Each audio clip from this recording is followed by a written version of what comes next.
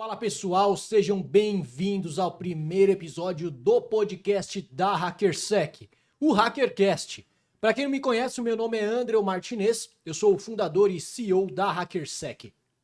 E aí, pessoal, sejam bem-vindos à primeira edição aqui do podcast da HackerSec. Para quem não me conhece, eu sou André Silva, diretor de operações aqui na HackerSec. E nesse primeiro episódio, um convidado especial, o Joás Antônio, Head Team Leader aqui na HackerSec. Seja bem-vindo, Joás. Opa, obrigado pessoal pelo convite. Então, sou Joás Antônio dos Santos, sou um dos Red Teams Leaders aqui da HackerSec. E vamos lá, nesse podcast, falar sobre hacking, Red Team, por aí vai.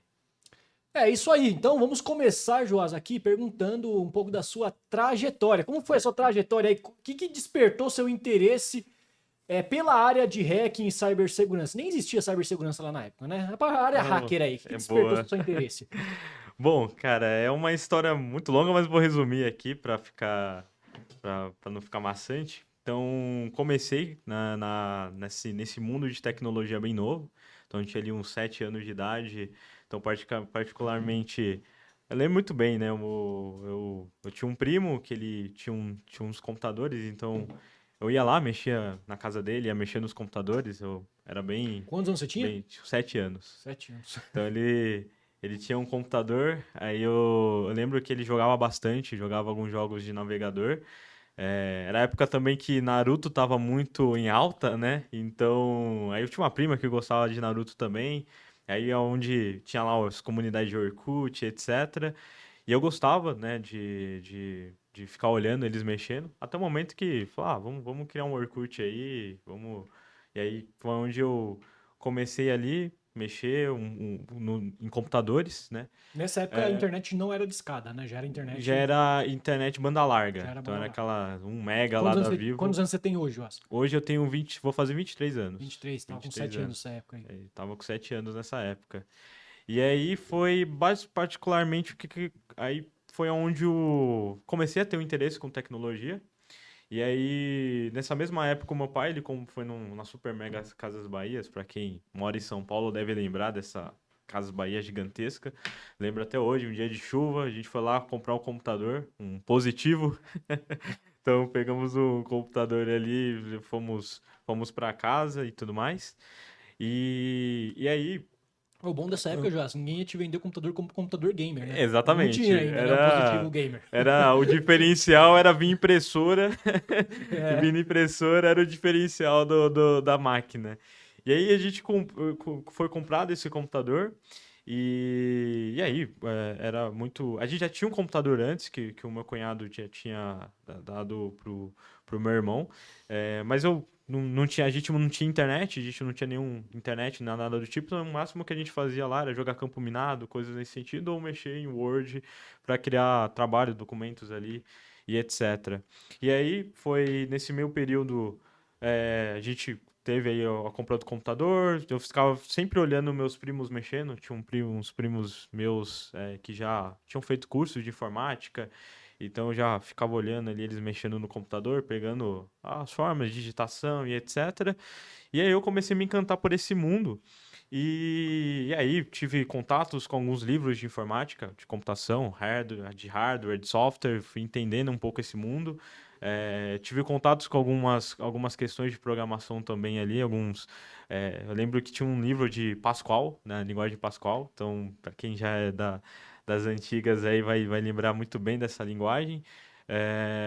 E aí não entendia nada, então não era um mundo que eu entendia muito bem. Tinha algumas comunidades no Orkut de tecnologia, de programação, que eu ia entrando. E é algo que me encantava muito era a área de games, né? Então, eu queria ser desenvolvedor de jogo. Então, quando eu comecei lá, eu tinha um sonho de ser desenvolvedor de jogo. Gostava muito de videogame. E aí eu passava maior parte do meu tempo jogando no computador. E aí lembro que surgiu um jogo lá chamado DD Tank, eu jogava bastante, e aí eu comecei a me interessar por quê? Por cheats, né? Desenvolvimento de cheats. Que eu não tinha dinheiro para comprar nada de equipamento de jogo, então o tempo que eu tinha eu ia na casa dos meus primos, né? Então, Cheats meu e irmão... trapaça, né? Que você fala. Trapaças, exato. Os Assim, famosos conheço um hackers cara que fez isso também. Boa. Inclusive, esse cara tá aqui, bem próximo de nós. Por que será, né? Que foi pra área hacker, né? Pois é, eu acho que todo mundo tem esse passado. E o que foi interessante? Eu ia, meu irmão, meu pai mexendo no computador, então era um computador, aí eu sempre revezava, ou ia na casa do meu primo, ou ia em casa e ficava mexendo no computador. E eu passava o dia inteiro ali no computador, mexendo, e eu queria entender as coisas. Cara, beleza, não conseguia comprar muito jogo pay to win, né? A gente chama que você tem que pagar para você ter melhores itens. Eu falei, cara, como que eu posso bypassar isso, né? Então eu lembro que eu comecei a entender estudar e entender um pouco sobre manipulação de memória ali. Então, pega o Cheat Engine, manipula a memória, tenta ver como, sei lá, adquirir mais moedas e etc. E eu fui embarcando nesse mundo e falei, ó, isso A daqui é luta dos legal. desenvolvedores era contra esse cheat engine, hein? Exatamente. Não, era coisa simples assim, você manipula a memória para você ganhar, ter mais moedas. Sim. E efetivamente você conseguir melhores itens, ou você fazer um upgrade do seu item. Então, eu comecei a entender, aí você entendia lá, comecei a pesquisar um pouco mais sobre hexadecimal, do tipo double, float, blá blá blá, a parte de numeração, Os entender um pouco de conteúdos que Lua. vocês achavam, você procurava onde esses conteúdos? Cara, de era estudo? tudo Google. Então, assim, e era tudo em inglês. Então Tudo a em gente. inglês, né? E na época o Google, acho que nem existia Google Tradutor, né? Assim, era um tradutor à parte, era um site de tradução que a gente colava o texto e a tradução era horrível. Assim, você não tinha. Uma coisa que você me fez pensar, Joás, contando a sua história, é que é bem diferente, tipo, nós que começamos lá atrás, 10 anos atrás, 15 anos atrás, a forma com que despertou a nossa curiosidade por hacking é diferente da Exato. forma que desperta nos jovens de hoje. Hoje o pessoal tem acesso à informação, tem acesso a conteúdo em português, tem acesso a cursos, treinamentos, tem acesso ao YouTube. Naquela época a gente não tinha.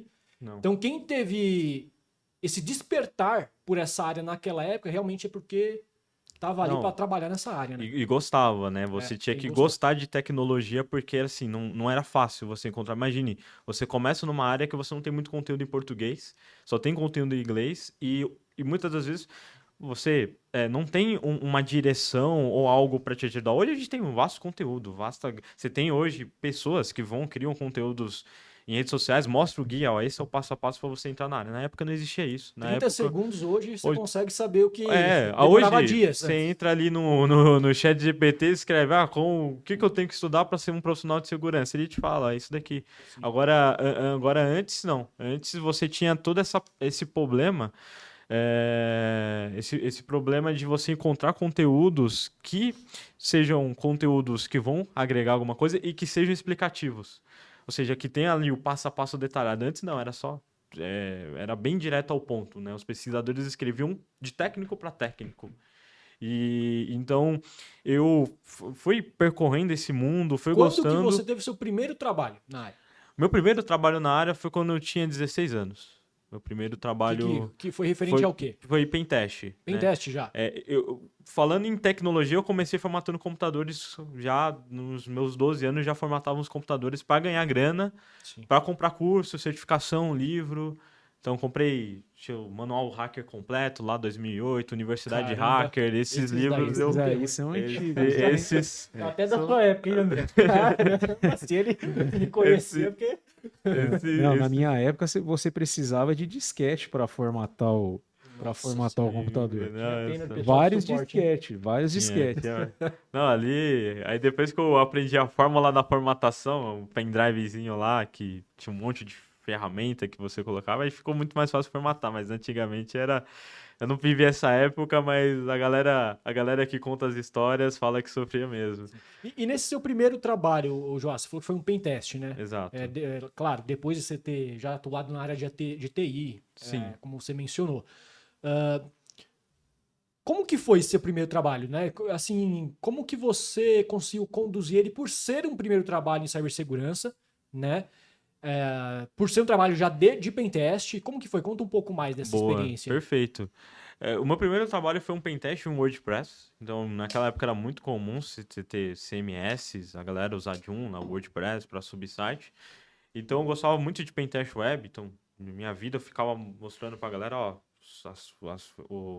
conteúdos, eu já produzia muito conteúdo já em comunidades do Facebook, conheci um cara que me deu um empresário que pô, gostei das habilidades dele, vou contratar ele para um pentest. Eu não sabia cotar nada de preço, não tinha nenhuma noção de cotação de preço, nada. Eu tive que pedir ajuda para um amigo, falei, cara, como que faz a cotação? Ó, então você escolhe hora, projeto, como que vai ser? Eu falei, cara, eu nem sei, tipo assim, ele só me ofereceu, me Que deu... ano que era isso, você lembra? Isso foi em 2016. 2016.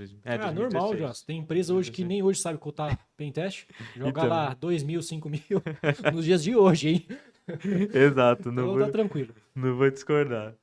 E o pior, eu além, assim, eu falei, cara, me paga X valor, né? Falei pra ele, paga X valor. Então, tipo assim, eu falei, paga R$ 300. Eu falei, pra um pentest, uma URL.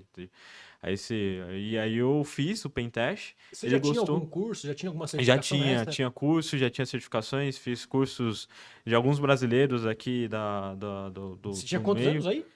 Eu tinha 16 anos. 16. E os cursos você tinha já feito quantos anos assim, mais ou menos? Cara, eu comecei a fazer. O meu primeiro curso eu tinha de 13 para 14 anos. Sim. Então, fiz um curso lá na época, chamavam de Black Hat. Curso de Black Hat, né? Aham. Hacker Black Hat. Sim. Então, eu fiz esse primeiro curso. E aí, eu bati em ondas, também fiz alguns estudos preparatórios para algumas certificações também.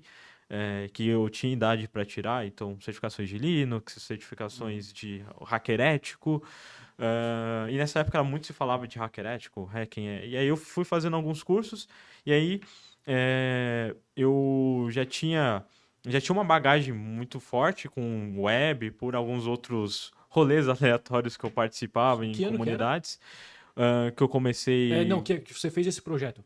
Esse projeto eu fiz em 2016. Já tinha os CTFs já? Já tinham CTFs, já tinham... Mas não era que nem hoje, né? As plataformas robustas. Não, não era que nem hoje que a gente tem o Portswig Labs, a gente tem Hack the Box, Terror Hack Me, ou CTFs que já são bem organizados. Existia alguns CTFs. Te ajudou? Tinham...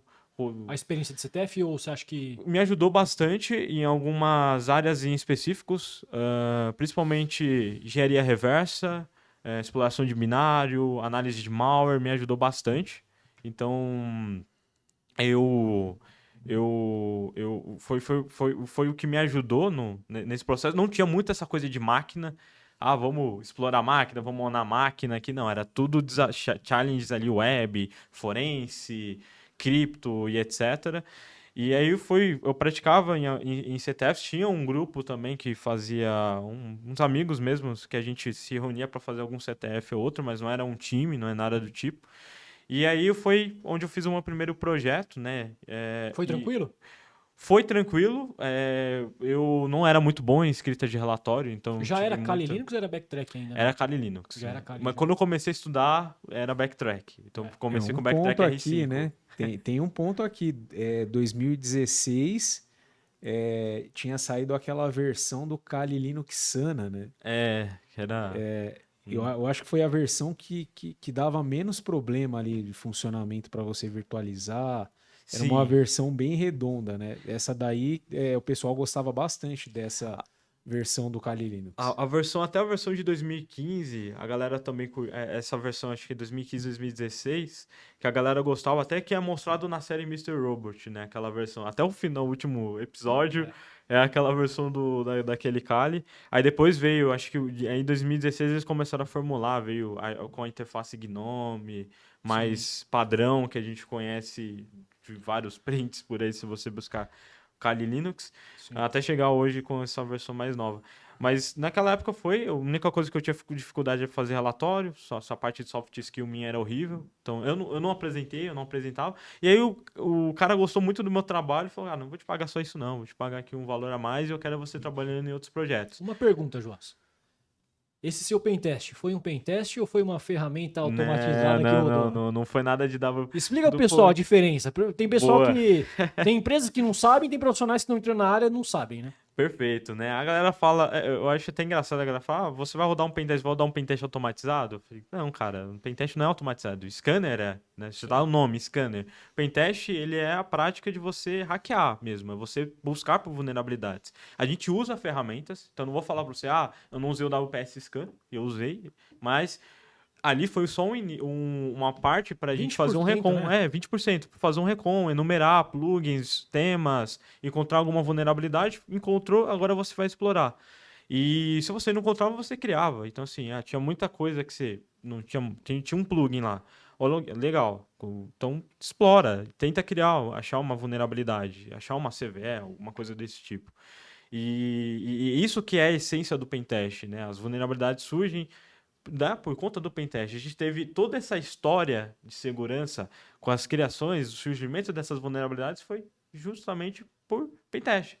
O cara que encontrou um XSS, a mulher que encontrou o XXZ, ou seja o que for, ele fez um pentest. Ele estava ali fazendo uma pesquisa, entendendo como o sistema funciona, identificando vetores de exploração. E isso que é a essência do pentest. Não, scanner. E na época tinha muito disso, né? Você entrava lá nos sites e você encontrava lá um selinho, né? Um selo lá Sim. embaixo, né? Que o site estava sendo escaneado frequentemente. Mas legal. Ou era só o selo de certificado Exato, SSL mesmo, também tinha. exato. Não, na época do boom do HTTPS, o meu site tem HTTPS, né? Mas tá, beleza, isso é. Hoje a gente sabe que isso é o básico, Sim, né? Então, sim. então, naquela época tinha muita dessa coisa de venda de scanners automatizados, né? Então, quem fazia pentest na mão mesmo, manual. Eu lembro que era tão. A área era tão, assim, muito carente em alguns aspectos de materiais que um tutorial que eu fiz de SQL Injection manual ganhou assim uma visibilidade enorme. Então, porque assim, a galera tava muito acostumado com a Vig, com SQL Map, SQL SUS, entre outras ferramentas, e Desenterrou bem o esquecia. Ravige aí.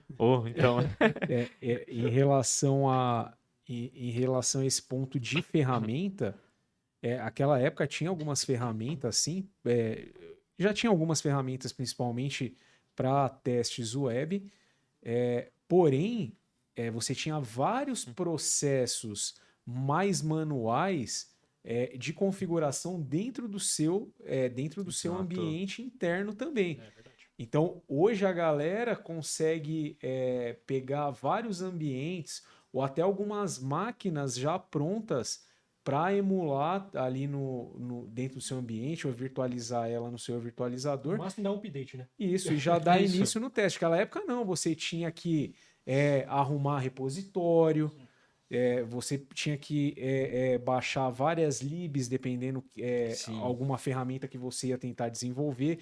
Então hoje a gente tem um processo, ferramentas na área mais enxutas para auxiliar nos testes, que geralmente o pessoal confunde auxiliar, né, com executar. E um ponto legal, você falou de ferramentas mais enxutas, né? Antigamente a gente tinha uma gama de ferramentas que surgiam em vários momentos. Então era muito comum a galera em si usar várias ferramentas para testar. Hoje a gente fala, beleza, qual ferramenta você vai fazer enumeração dentro de uma rede? Nmap. Fazer um scanner de uma rede para enumerar hosts, Nmap. Antigamente não, peraí, eu vou fazer várias, vou usar uma ferramenta alternativa. Não, hoje em dia a gente tem ferramentas que se consagraram no mercado e se tornaram ferramentas essenciais para o arsenal, né? Tô aqui. Para auxiliar. Para auxiliar e não se tornar a fonte da verdade, né? As ferramentas não podem se tornar a fonte da verdade. Você tem que ter a validação, porque você não confia, você não pode confiar em algo 100% automatizado, porque às vezes o comportamento. E até um ponto interessante, né? Um cliente chegou uma vez e falou: Olha, a gente tem um cliente que a gente está desabilitando a nossa ferramenta, a nossa solução de WAF aqui, porque os arrays que a gente gera aqui em Ajax está sendo detectado como comportamento de XSS. E aí, bom, beleza. E aí você fica, tá, a solução ela não tá, ainda tem essa briga, né? A solução ela tem que entender do negócio para ambas coexistirem e entender a necessidade um do outro. E esse é o desafio hoje das empresas de solução. Então, quando a gente fala também de ferramentas de pentest, é isso, né? Ferramentas que vão agregar um resultado muito... que vão agregar em resultados nos testes de segurança que você vai fazer, né? Então, não dá para... vamos pegar uma ferramenta, vamos rodar e o resultado dela é o suficiente. Não. O pessoal ainda comenta nos dias de hoje, né? Começou a comentar ainda mais agora com a chegada da IA, que a IA vai rodar pentest automatizado, que a IA vai resolver tudo, que uma ferramenta com IA integrado resolve todos os problemas de cibersegurança. Pessoal, entende uma coisa. Da mesma coisa que da mesma forma que a cibersegurança utiliza a IA, o cybercrime também utiliza a IA. Exato. Então não adianta você acreditar que você vai ter uma solução completa, por exemplo, para teste de invasão, porque ela tem IA integrado. Não vai ter. Sempre vai ter que ter um profissional ali altamente qualificado, operando, até mesmo com auxílio dessa ferramenta de IA, um teste de invasão de fato. Porque não tem como, e mesmo daqui a alguns anos, não terá como somente a IA dar conta disso. Sempre vai ter um humano ali, onde vai ter insights diferentes. Né? Porque ainda é programado, né? Os softwares são programados por humanos, e mesmo assim pode ter falhas que algumas ferramentas reportam que às vezes é só um falso positivo, né? Um falso negativo. Então, assim, tem que ter um humano ali validando se aquilo ali realmente existe, até onde aquilo ali afeta, que nem o Jorge comentou, configuração de WAF. Configuração de WAF é muito complicado. Porque às vezes, que nem ele falou, você tem que adaptar a solução de WAF para aquela sua aplicação baseada no seu negócio. Às vezes pode ter um código ali que está realizando algum tipo de operação que é detectado como uma operação maliciosa. Exatamente. Eu vou mais além em relação a essas questões. Se fala muito sobre cultura, muitas pessoas falam disso, inclusive nas redes sociais, principalmente no LinkedIn. Daí tem pessoas que têm uma certa resistência quando você insiste em falar de cultura dentro de uma organização. E hoje, principalmente quando a gente fala de segurança ofensiva, você vê que mesmo hoje, com inteligência artificial para te ajudar no aprendizado, conteúdos que tem disponíveis na internet, você vê principalmente aqui no nosso mercado, o pessoal não sabe a diferença de um scan de vulnerabilidade, de um TPRM, de um pentest, de uma ação de Red Team, né? E por aí vai. Né? Então, o pessoal compartilha conteúdo no mercado, as empresas compartilham relatórios. Né? Nós, por exemplo, somos e temos expertise em compartilhar esse tipo de informação, porém, o mercado tem uma certa resistência, né, de aderir a essa cultura. Exato. Que é a cultura, de fato, que daqui para frente, cada vez mais, de cibersegurança contínua. Aquela história lá, 1 pentest por ano, 2 pentests por ano, se você tá focado nisso daí, você tá fadado ao fracasso hoje em dia. E ainda mais que tem um desafio, né? Hoje a gente tem um desafio de procurar profissionais de Red Team, profissionais capacitados de Red Team. Eu não estou nem falando de profissionais com 300 certificações, mas sim profissionais que são adaptáveis. Capacitados, né? Foi a palavra que você utilizou, que é a melhor palavra. Capacidade de verdade. Exato. Não é ficar rodando ferramenta, isso daí não é capacitação nenhuma. E tem um detalhe, né? Porque assim, também, a galera muito se preocupa e fala, nossa, mas a gente tem ferramenta aqui, ali, assado, eu preciso aprender a desenvolver as minhas próprias. Hoje, se você pegar relatórios de grupos de inteligências, de ameaças, APTs e etc., você vai notar que todos esses grupos utilizam ferramentas já existentes no mercado. Então não é uma coisa assim de, precisamos de um Superman, né? Mas é uma coisa de você ser um profissional que se adapte e evolua conforme a tecnologia vai evoluindo. Ser um profissional de segurança ofensiva. E a gente sabe que o mundo está indo... Pesquisador, né? É um pesquisador. O mundo está indo para a Web3. Aí você tem metaverso, mas não vou entrar nesse ponto aí. Tem uns que estão olhando com um projeto fracassado, outros com um projeto promissor, mas, enfim, tá vindo. E aí, uma empresa que quer entrar nesse mundo, né, e se adequar a isso, criar uma startup. Então, você tem que ter o conhecimento, tem que ter essa expertise, você tem que estar começando a olhar e pesquisar. Não é se empreender aquele mundo das maravilhas que é, nossa, aqui eu faço pentest, web, e é todo o ASP Top 10, essas técnicas aqui que eu Posso que dar eu uma utilizo. letra, Joás, inclusive? Fica à vontade. Pessoal, pentest, hoje em dia, vai muito além do que, por exemplo, lá na nossa época era só você sentar na frente do computador, fazer de forma remota, ou até mesmo ali física, dentro de uma empresa, conectando um cabo. Hoje, nós estamos tendo um aumento, né, André? O André é diretor de operação aqui na HackerSec, ele está também vivenciando muito isso, tendo que coordenar nossas equipes para isso, dos pentests de IoT, de infraestruturas críticas, de sistemas industriais, está tendo um aumento muito grande disso. E temos 2 pontos. O primeiro, falta mão de obra de pentest normal, de pentest externo, daquele lá de conectar o cabo mesmo, aquele interno ali na empresa. Agora, esse de infraestrutura crítica, sistemas industriais, falta muita capacidade, falta muita mão de obra Demais. e qualificada, né? Só para vocês terem uma ideia, tem empresas de infraestrutura crítica, né? Vamos dar alguns exemplos. Setor de óleo e gás, setor marítimo, energia e por aí vai. Que os ambientes internos da empresa são até ambientes mais atuais, porém, como a gente já sabe que sistemas industriais eles já são, por natureza, sistemas com mais complexidade para você fazer atualização de firmware. Muito legado, né? Você conseguir instalar sistemas mais robustos sem parar o funcionamento daquelas bases ou daqueles dispositivos Que que na você maioria deles tem nem pode ali. parar, né? Também. E aí, com isso, as empresas hoje elas têm muitas dificuldades de sanar a vulnerabilidade nesses sistemas legados, né? E para você conseguir ajudar as empresas nesse sentido, você tem que disponibilizar uma equipe ali até o local. Recentemente, a gente até se deparou com um teste desse, que no ambiente do cliente, né, você tinha um sistema ali que ele gerenciava uma bomba de gás e aquele sistema tinha um RDP aberto.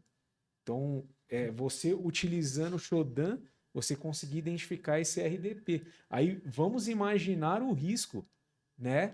Poxa, via RDP você conseguia ter acesso a esse sistema, né, de gás. Você poderia colocar em risco todo aquele ambiente da empresa também. Isso é uma infra crítica, né? Literalmente uma Exatamente. infraestrutura crítica mesmo. Movimentação lateral, o que ocorre é igual, assim, você olha para o mundo hoje, os horizontes que ele anda, tanto politicamente e ciberneticamente falando, né? Hoje todo mundo está preocupado com cibersegurança numa forma global, em quesito político, porque a gente sabe que no próximos passos, falando em guerras, é ataques cibernéticos. Isso ocorre muito. Israel, Ucrânia. Então, onde que eles atacam? Infraestruturas críticas. Então, sem profissionais capacitados para atuar em infraestruturas críticas estarem olhando para esses horizontes, você vai ter um gap. E numa necessidade no momento de necessidade para atuar em cima dessas infraestruturas, não falo nem a parte de segurança ofensiva. Eu falo um profissional de segurança defensiva também, que tem o conhecimento dessas tecnologias, que saiba como se preparar uma empresa desse ramo de negócio a ataques nesse sentido. Então, a gente pega muitas empresas, grupos de empresas que têm vários tipos de nichos de negócio, e aí você olha esses grupos de empresas que faturam bilhões sem o básico da segurança, sem gestão de inventário, sem plano de continuidade de negócio, sem um plano de resposta a acidente, sem fazer um BIA para analisar os impactos do negócio caso uma operação seja afetada. Não sabe qual impacto tem, o que afeta a operação dele. E essas empresas acabam brincando com segurança, né? Elas olham e falam, não, segurança para mim é prioridade 0, ou tá muito mais embaixo ali. Aí qual que é o maior medo que essas pessoas têm? Só fala de ransomware, né? Mas, cara, não se preocupa só com ransomware. Ransomware é o medo de todos, mas você tem que se preocupar se hoje você tem a capacidade de detectar um atacante dentro da sua rede. Pode ser que o atacante ele fala, não quero estar aqui para fazer uma extorsão, para extorquir, para criptografar a máquina. Para mim isso não faz sentido. Para mim eu quero ter um ponto de acesso, para que esse ponto de acesso seja útil para algum futuro que a gente incerto, né? Mas que possa ser que aqueles acessos sejam mais lucrativos. Só entrar nos fóruns, quantos de acessos são vendidos? Aí você pergunta, nossa, mas como que esse atacante tem um acesso àquele sistema? Óbvio, porque ele atacou e ele não... E ele tá ali, ele colocou o backdoor dele. E aí eu vejo, tenho essa preocupação, isso, aquilo, eu preciso de uma solução que me ajude. Beleza, soluções elas são úteis. Elas ajudam num processo de identificação, um processo de detecção, mas muitas empresas, até empresas que eu atuei, seja como segurança ofensiva, seja com a parte defensiva, tem um gap simples, que é, bom, eu tenho a solução implementada, mas a solução ela não é efetiva, ela não retorna o que é necessário. Tem muitos ambientes ou features que estão desabilitados e fica aí a solução ali parada, investimentos de milhões, e aí quando é atacado, não, a culpa a culpa é da solução que não detectou. Aí você vai abrir lá o console, mas a feature de anti-ransomware não estava habilitado. Então, beleza, por que você está me culpando? Pode ser que isso não impeça nada, porque para quem é de segurança ofensiva sabe como vai passar esse tipo de coisa. Mas não adianta você cobrar ou exigir algo se você peca em simples detalhes. Se você peca em simples detalhes, como uma gestão de inventário, não tem um plano de resposta a incidente divulgado, assim, quando acontece esse incidente, tá todo mundo olhando para lá e para cá, quem é o responsável, quem é o dono da infraestrutura? Já era, você já fracassou com segurança. Não adianta você gastar milhões com soluções, sendo que essas soluções não correspondem aos processos que você tem. Às vezes está mais preocupado em achar um culpado do que Exato. entender como que aquilo lá ocorreu para que não ocorra depois novamente. Exatamente. Não tem um planejamento, um pós-mortem ou algo nesse sentido. Aconteceu o incidente, acabou. Não tem uma investigação, não tem um entendimento. Pô, como que aconteceu esse incidente? Como que não tem um traffic hunter para ficar ali toda hora caçando comportamentos anormais dentro de uma rede? Não, só a preocupação eu tenho medo de ransom. É a mesma coisa que você falar que tem medo de ser roubado e não fazer nada. Tipo assim, você sair sem o mínimo de... Sem senha no seu celular, você levar a sua carteira cheia de dinheiro, você... Assim, é a mesma coisa de você falar isso e você não se prevenir, por exemplo, estar andando em bairros perigosos. Sim. Então, assim, segurança é isso. Segurança, no final do dia, ela envolve muito nesse aspecto. Então, tem muita gente que brinca, vou brincar aqui de segurança, eu tenho dinheiro infinito, eu vou lá... Vou fazer investimentos que talvez não vão dar resultados.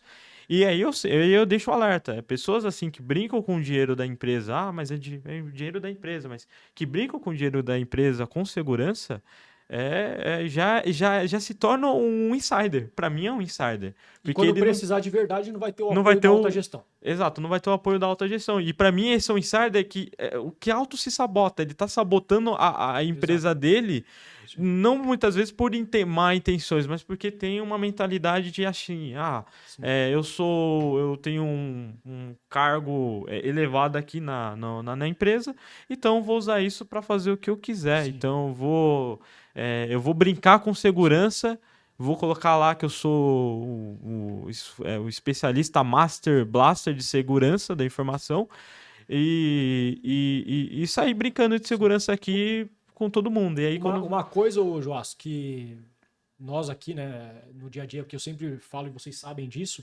pessoal, uma coisa que eu sempre falo aqui é o seguinte, aqui na HackerSec, o que importa no final do dia é se sua empresa ela foi invadida ou não foi. Exato. Qual que é a melhor forma de você saber se a sua empresa pode ser invadida? É você tentando invadir você mesmo, contratando uma auditoria externa. E é por isso que aqui nós temos como foco a cibersegurança ofensiva. Nós temos profissionais altamente qualificados fazendo isso, porque nós acreditamos firmemente que, eu tenho SOC, eu tenho solução, eu tenho... Beleza, cara. Mas você testou tudo isso? Se é eficiente o seu SOC, se é eficiente a sua solução? No final do dia, não importa se você gasta 10, 20 milhões com soluções certificadas, não importa. O que importa é se você vai ser invadido ou não vai. A melhor forma de você saber isso é como? Tenta você. Contrata uma auditoria externa para tentar invadir. E aí sim você vai achar problemas de má configurações, vulnerabilidades de aplicações, N cenários que podem acontecer, né? Até mesmo porque quando você realiza uma auditoria nos seus sistemas, independente se são sistemas internos ou externos, não necessariamente você vai encontrar somente vulnerabilidades de softwares.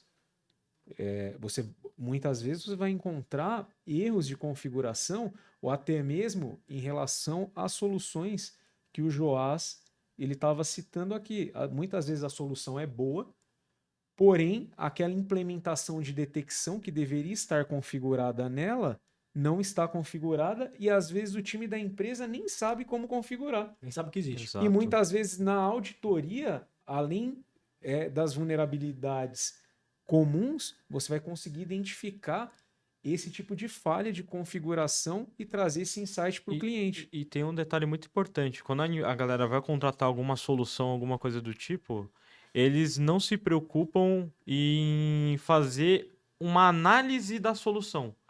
E fazer um processo ali, seja se a empresa tem um arquiteto ou não, de fazer um comparativo de soluções.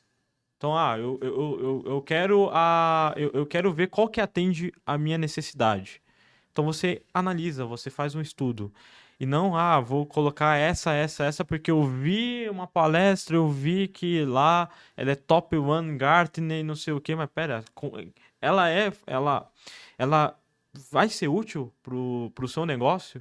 Porque não adianta, vou culpar a solução, vou culpar a consultoria, vou culpar seja o que for, mas se foi um erro seu, se foi um erro, um gap seu. Segurança não é brincadeira. Segurança em si, a gente está falando de proteger não só um negócio, mas dependendo do seu negócio, a gente está falando de pessoas envolvidas, e não só funcionários, mas outras pessoas que você presta serviço. Então, quando você brinca de segurança, você brinca com esse mundo de cyber, com esse mundo em si, você coloca em risco várias coisas de modo geral.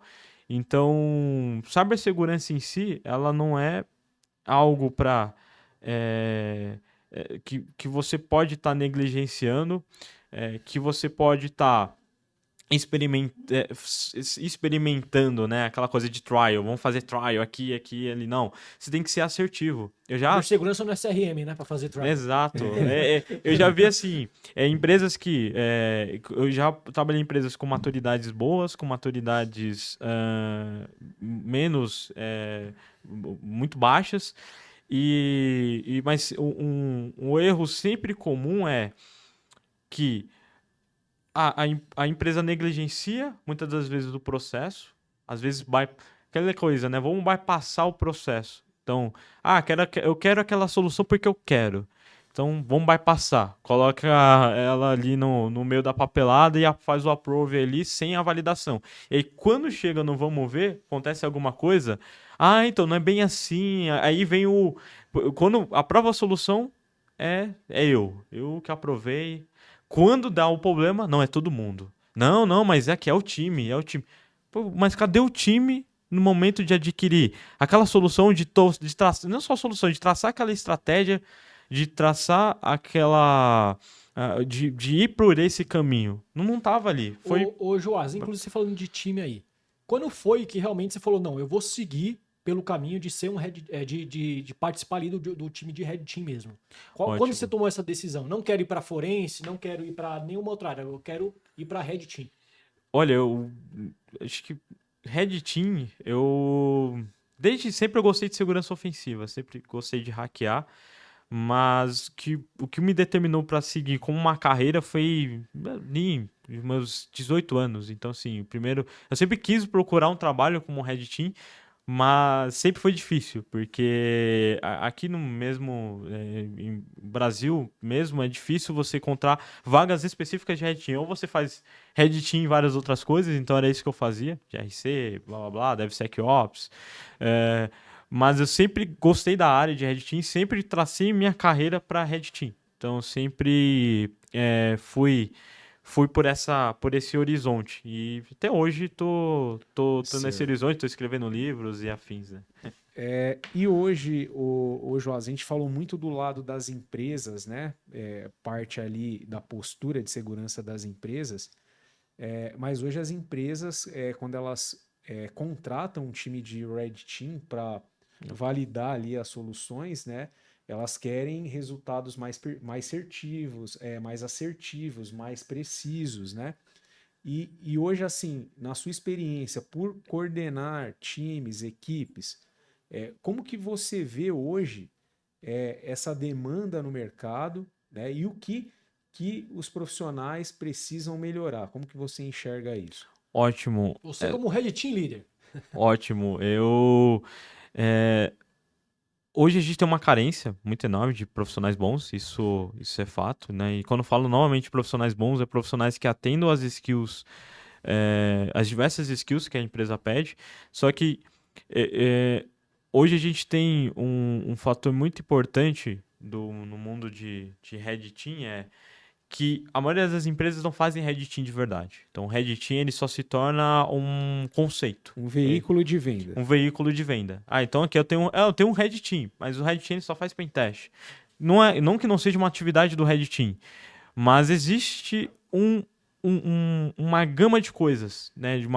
Algo muito mais além do que o Red Team ele se propõe a fazer, que é só pentest. É algo fundamental para qualquer empresa. Eu falo assim, Red Team ele é fundamental para qualquer empresa.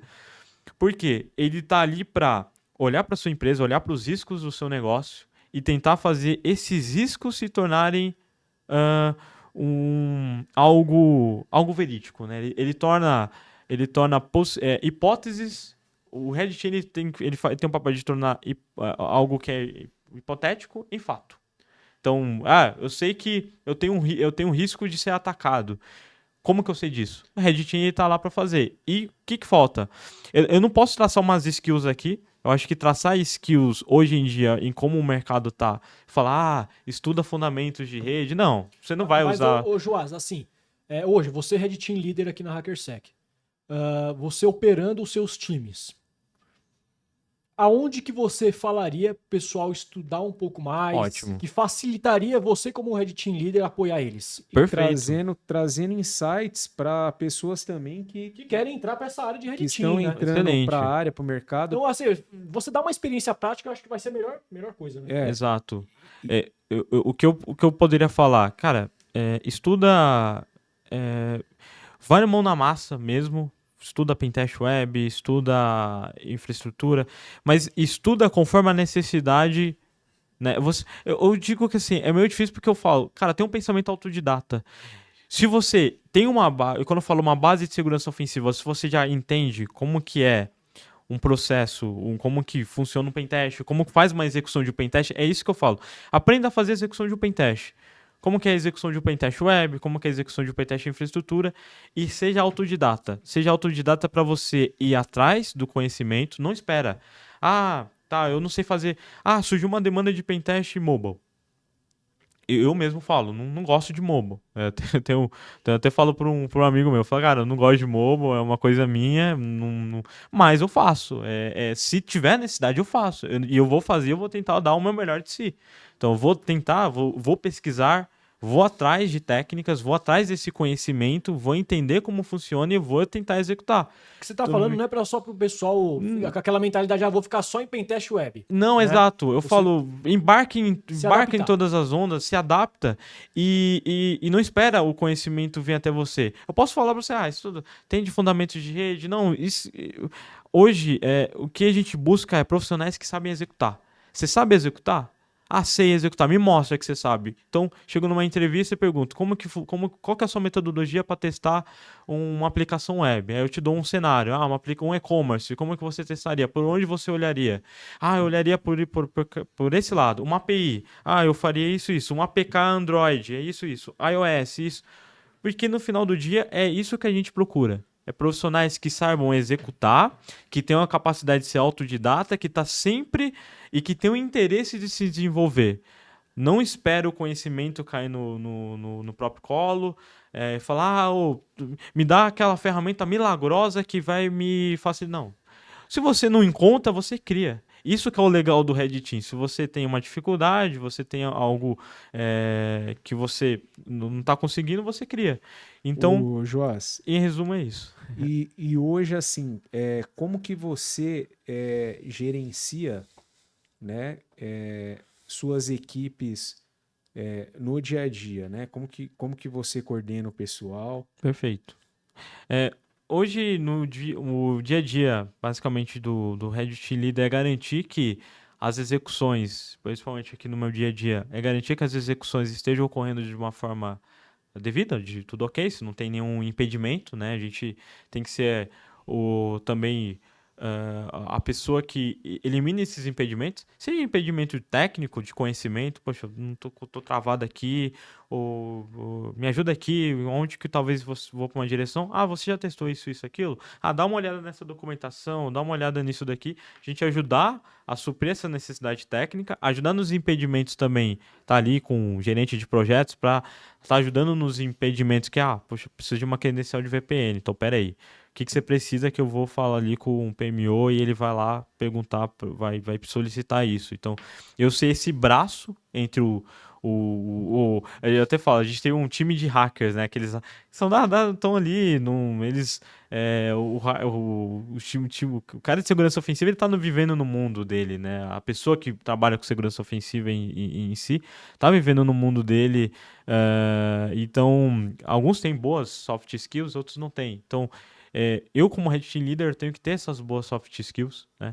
Para ajudar os nossos pentesters aqui, os nossos analistas de Red Team, os operadores de Red Team em geral, nos impedimentos técnicos que acabam surgindo ali e a destravar, de modo geral, alguma necessidade que eles têm de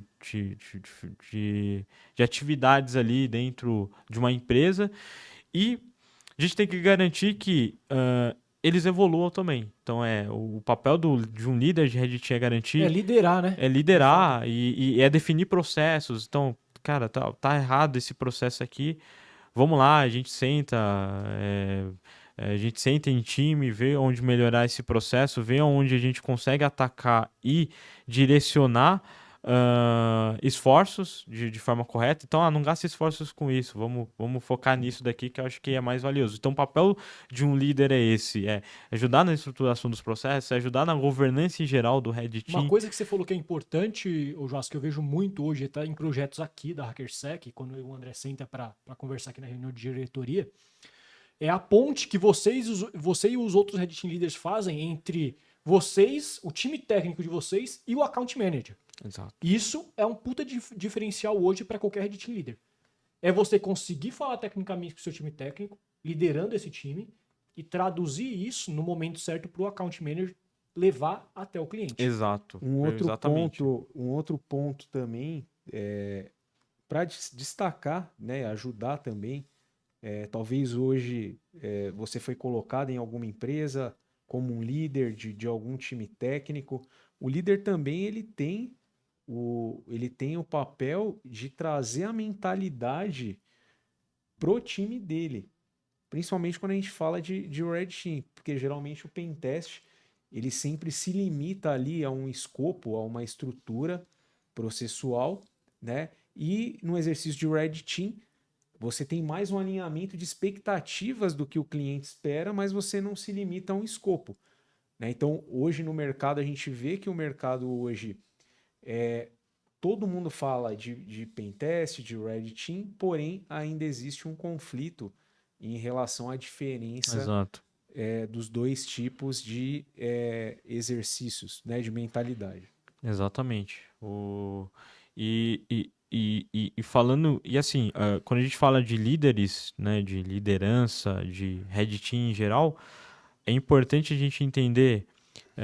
Eu tenho até uma amiga lá, Red Team Leader, ela sempre fala que no final do dia o Red Team Leader ele tá muito mais ele tá muito mais olhando pro lado do negócio, ele tá muito mais business muito mais corporativo do que técnico. Então, por quê?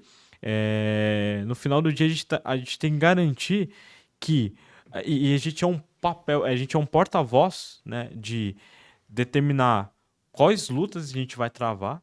Então a gente fala dentro de uma empresa quais lutas, quais batalhas a gente está travando, deve travar, como a gente pode conversar com a autogerência e vender o nosso trabalho. O que o Red Team fez esse ano? O que ele fez para a empresa? E isso é o papel que o Red Team, o líder de Red Team, o tech leader lá na frente ali, ele tem esse papel para levar para gerência. Então ele está muito mais em soft skills, ele tem que ter umas soft skills muito boas do que somente hard skill. A hard skill é importante, porque você vai estar lidando com pessoas que muitas vezes vão ter mais conhecimento que você. É, mas no final do dia eu vejo que você sabendo pegar as dores do lado do time técnico e também entendendo as dores do time de gestão, porque é isso, né? O Red Team Leader tá ali como pilar. Ele pega as dores de um lado e de outro. Porque falando de técnico para gestão, eu falo, nossa, esse gestor tá viajando. Falando nisso, inclusive, o Joás, como que você lida quando você tem a pressão ali do account manager, que tem a pressão do cliente? Sim. Como que você consegue lidar no seu dia a dia com isso e levar isso para o time técnico de uma forma que não sobrecarregue o time técnico e afete, por exemplo, os testes? Como que você faz e quais as dicas que você daria até de erros que você pode ter cometido para que os Red Team Leaders do futuro ou Red Team Leaders que estão assistindo hoje possa fazer e os erros não cometer? Comunicação. Acho que eu achava o pilar, né? Então a gente tenta sempre manter uma comunicação. Então as demandas que vêm, a gente entende, o account manager ele é cobrado a todo momento pelo cliente. Então ele vai chegar a mim e vai falar, olha, que tem isso acontecendo. Eu entendo o problema, eu traço estratégias, então beleza, a gente consegue fazer isso, e aqui a gente pode ser que a gente não consiga fazer agora no momento. Então a gente analisa a situação de forma geral, fazer uma análise da situação. Fazendo uma análise da situação, o que que você faz? Você é, é, estrutura algo e leva para o seu time. Fala, olha, galera, temos esse problema e tenho talvez eu tenho talvez essa solução, mas eu quero ver se faz sentido ou não e entender. Porque assim você também elimina muito tempo gasto ali em discussões, porque a razão vai estar sempre em um lado, né? Então, você já propõe alguma coisa, você, olha, precisamos melhorar o processo. Então, ó, esse vai ser o novo processo. Vocês estão de acordo? Ah, não tô. Então, o que que você quer que a gente mude aqui? Ah, muda isso. Aí, faz sentido? Tá, talvez faça. Melhorou, leva pro time de. Você fala com o account manager, mas sempre mantendo uma comunicação, entendendo a dor do account manager, do seu gerente, seja em qual estrutura de negócio você está, e passando isso pro seu time técnico de uma forma menos go horse. Então, assim, a gente tem várias demandas. Qual que são as prioridades? E a gente também tenta fazer raciocínio com o cliente. Ó, cara, vamos marcar uma call? A gente entender, a gente conversa, ó, eu sou o pilar técnico aqui. Como um pilar técnico, ó, eu recomendo a gente começar por aqui, aqui, aqui. E aí, a gente vai até aqui. Ah, ok, pode ser.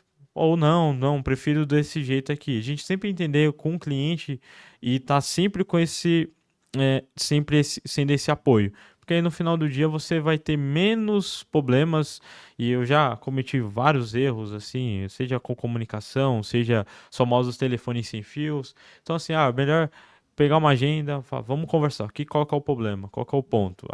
Processo. Aí a gente entende o processo, até com os outros líderes, né, de Red Team. Fala, galera, temos um problema aqui nos processos. Beleza, vamos melhorar o processo. Então, ó, eu proponho esse processo novo. E aí, vocês estão de acordo? O que você está dizendo é comunicação e tradução da informação. E tradução da informação, né, exato. Na verdade, os erros eles podem acontecer, mas fazem parte do crescimento de todo profissional. Com né? certeza. Mais um ponto aqui, o Joás. Hoje, né, em relação a diversos setores de empresa que nós temos no país, quais setores você considera mais crítico e como que você enxerga o nível dessas ameaças?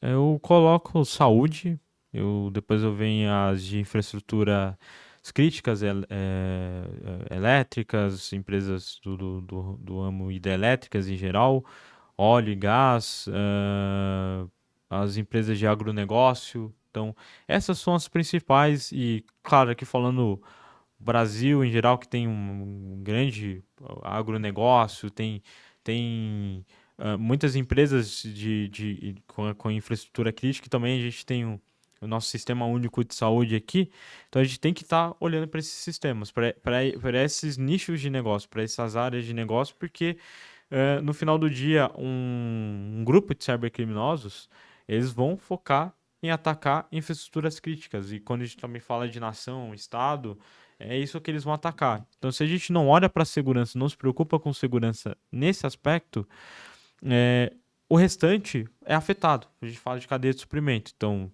empresas que trabalhei que forneciam, era fornecedor de empresas desse ramo de negócio e vão ser afetadas, seja financeiramente, podem ser elas ou o vetor de ataque, né, que o atacante utilizaria, o cybercriminoso utilizaria, ou elas poderiam ser as próximas a serem comprometidas dentro daquela cadeia de suprimento, dentro daquela cadeia ali de suprimento onde o fornecedor, o cliente, através do cliente ataca o fornecedor ou vice-versa. Ô, Joás, E por aí vai.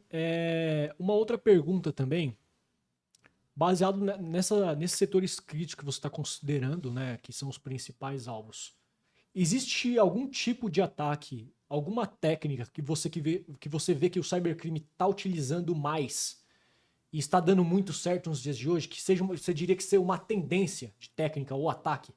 Phishing é uma tendência muito antiga, mas Sim. mas é sempre Estão atual. aprimorando, Estão né? aprimorando Estão deixando cada mais vez mais. direcionados.